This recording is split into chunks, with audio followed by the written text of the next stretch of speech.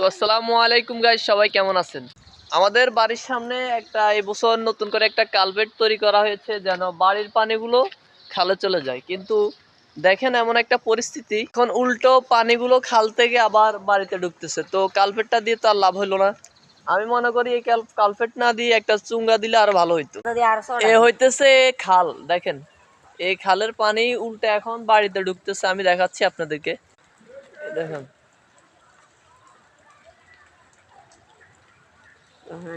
দেখেন আপনারা দেখবেন এই পানি উল্টা বাড়িতে ঢুকতেছে। বাড়িতে ঢুকি অবস্থা পুরো খারাপ, সব ডুবে গেছে।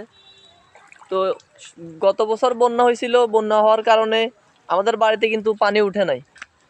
যার কারণ ছিল এই যে কালভার্টটা, এই কালভার্টটা কিন্তু ছিল না। এবছর এই কালভার্টটা দেওয়া হয়েছে যেন পানি না জমে থাকে, কিন্তু অথচ দেখেন কালভার্টটা দেওয়ার কারণে আমাদের বাড়ি ডুবে গেছে।